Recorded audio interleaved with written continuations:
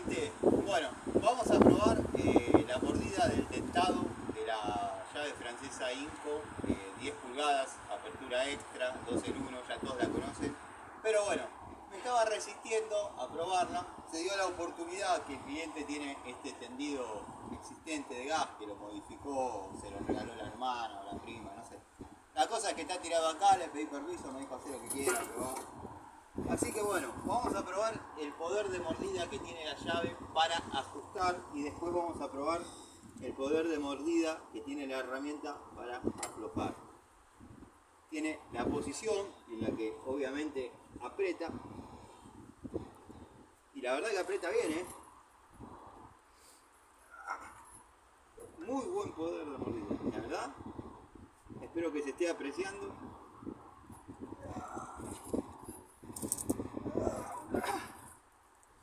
Muy buen poder de mordida. Bueno, ahí zafó. Ahí zafó.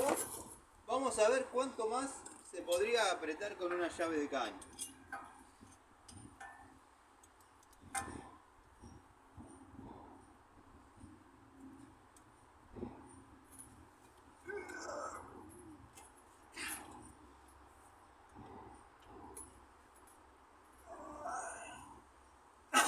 Verdaderamente muy poquita diferencia el ajuste que le dio la llave al que le terminó dando la llave de caño. Muy poquita diferencia.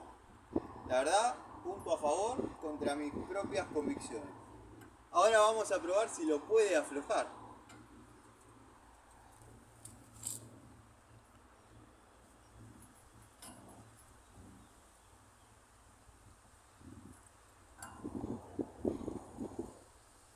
Ahí se abriría, ahí la mandamos y vamos a ver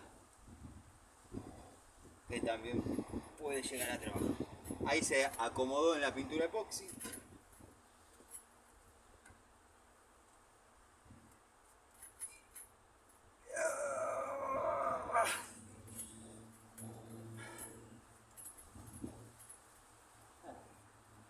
La llave va como trompada. Revísenla, mírenla.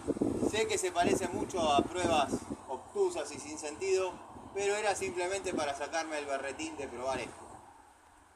Espero les haya sido útil y bueno, nada, yo la voy a seguir usando como francesa. En algún caso de apuro, sabemos que la herramienta trabaja y trabaja bien. Caño de 3/4 epoxi, epoxi.